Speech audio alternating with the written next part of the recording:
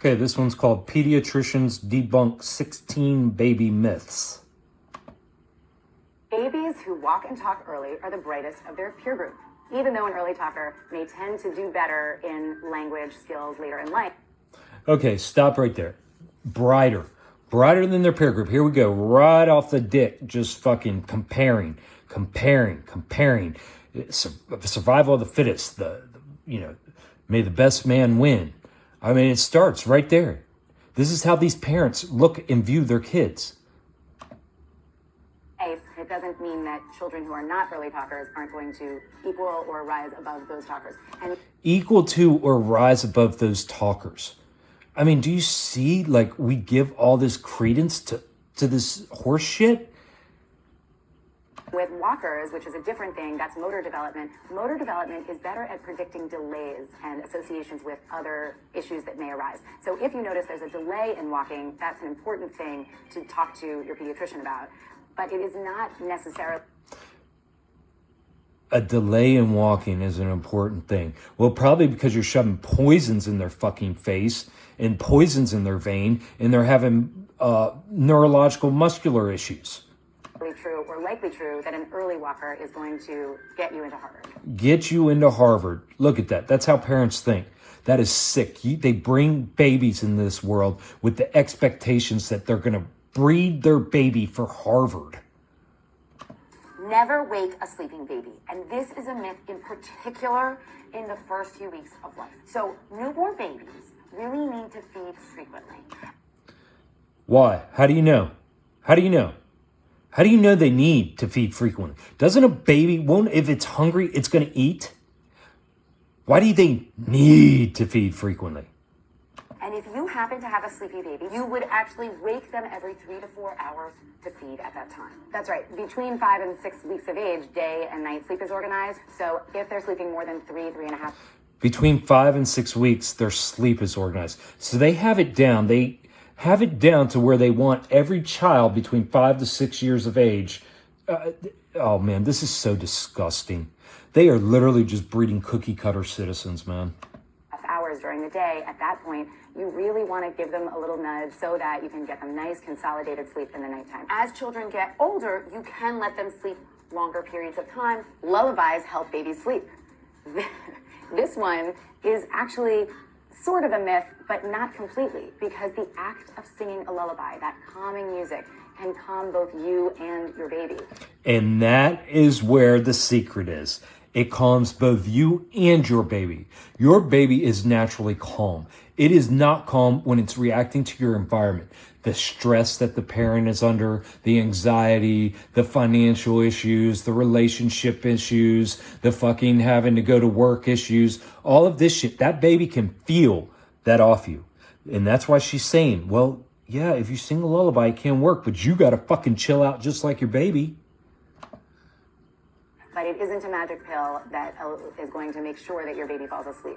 Exactly, because it's not, your baby's not going to fall asleep with you singing a lullaby if while you're singing a lullaby, you're going, and you're fucking all freaked out and putting off vibes that you're stressed and anxiety, guys.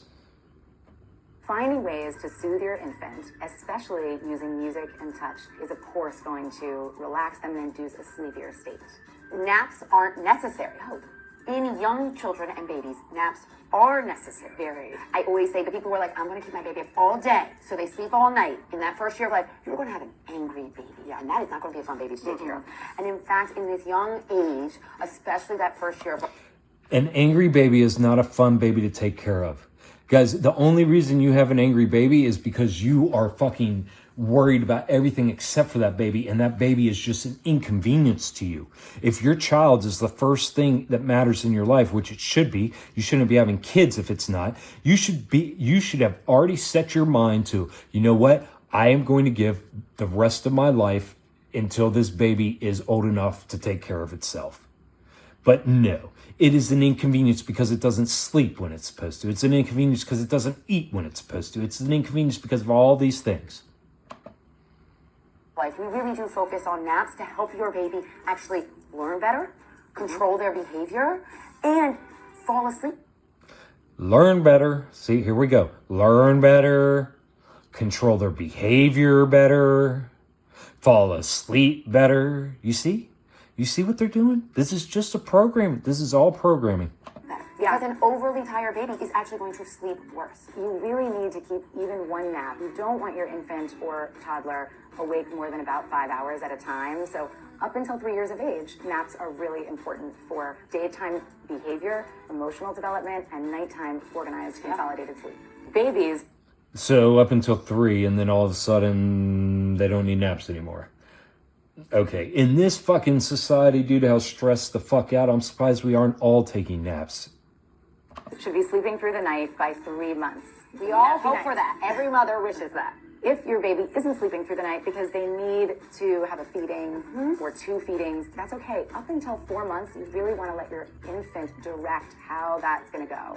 And then starting after 4 months, between 4 and 6 months, you can think about your influence on their nighttime sleep.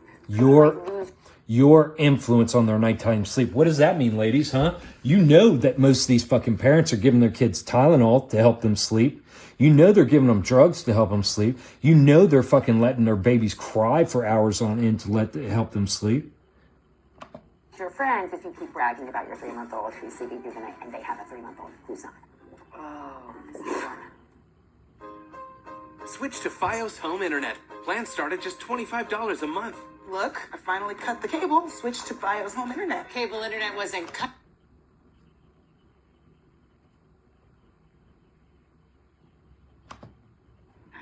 Certain toys will make babies smarter, right? Myth. Oh my God, that is so disgusting, man. When I had my first, the toys that these parents, it's all consumerism. You know, they stick their fucking kids in front of all these stupid fucking toys that they work their dicks off for, and then they get frustrated and anxiety and upset and mad at their baby when their baby isn't fucking learning because of this stupid toy they put in front of them. The myth is that it's the toy making the baby smarter. What helps your baby grow smarter is the interaction between you and your baby while playing with the toy. Oh, so there we go. That's the answer. What makes your baby smarter, helps with their development, is the interaction between you and your baby. You can throw whatever toys you want at a kid. No, it's not going to work. And that's what parents do. They have no time for their baby. They want their baby to shut up, be quiet, eat when it's supposed to, sleep when it's supposed to, play with the toys, and learn to be a genius all on its own. If you just stick a baby down with a bunch of blocks, your baby is not growing smarter from those toys. The best way to grow your baby's brain in that first year of life is through interaction with a caregiver. And you can then talk about the toy, describe the toy, support your infant's discovery of the toy through language and descriptions, but the toys itself are never going to make your baby smarter. Another thing to keep in mind is that when you are playing with your baby, you might find yourself using a sing-song voice with high-pitched sounds and like a big exaggerated face, and some people might even think you're talking baby talk. The truth is that is called parentese, and it is one of the most important uses of language. When you use that voice and you say like, oh, look at that block you're playing with. Is that a brown block? Are you putting that on top of a blue block? The important part of that is that your language is so engaging that parentese actually is associated with. So what she's saying is the child, they know the child is looking for your approval. Okay, because you've already beat the kid, you've already poisoned the kid. So now you've got them to a point where now they're playing with toys and doing other things. And what you need to do is now speak kindly to them, to encourage them to keep on following into the group thing, to keep on following into what is expected of them to learn. They're bamboozling through love. They're love bombing. They are using manipulation tactics.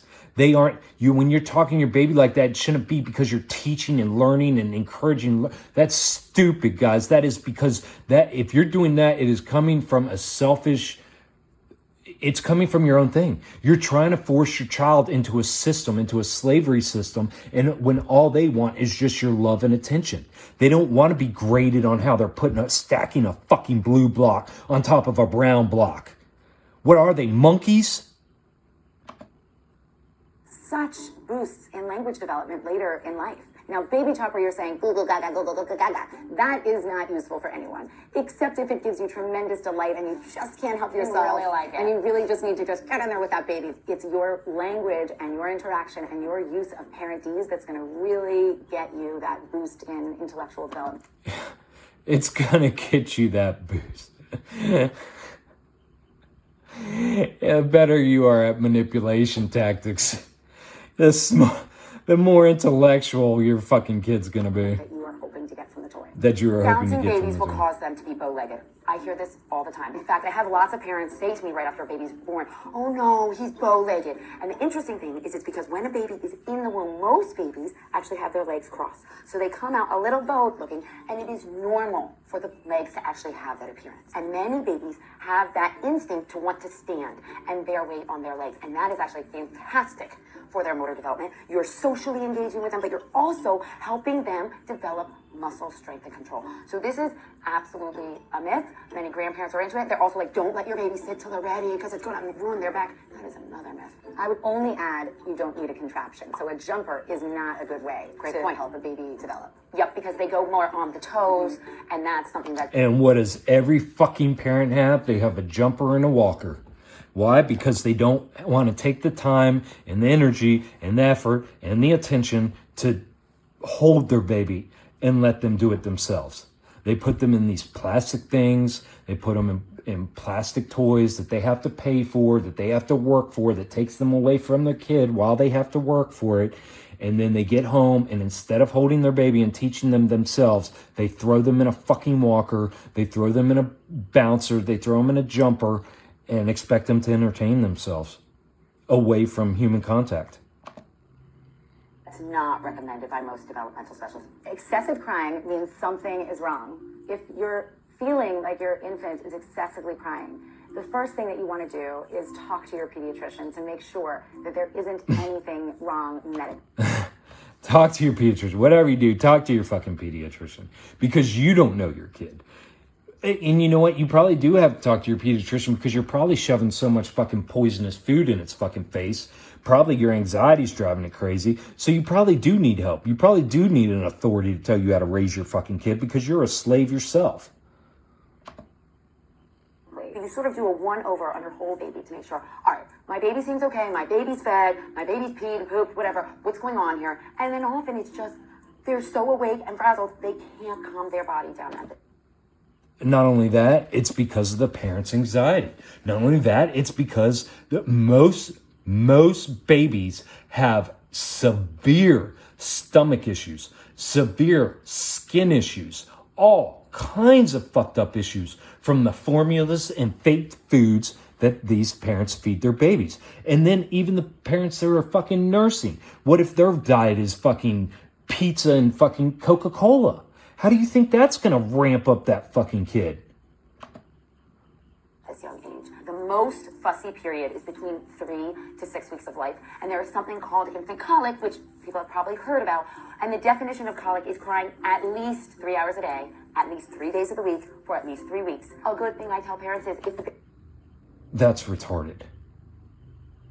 Guys, I gotta stop. These are just experts. It takes an expert to tell you this shit. I mean, come on. This is all fucking common sense. These women actually have a huge fucking practice, whatever they pediatrician practice. And they think they have dumbass parents coming there and asking these stupid fucking questions. Like these parents are so fucking lazy and engulfed in fucking mind control and slave think that they can't figure out how to raise their kid themselves and ask these stupid damn questions.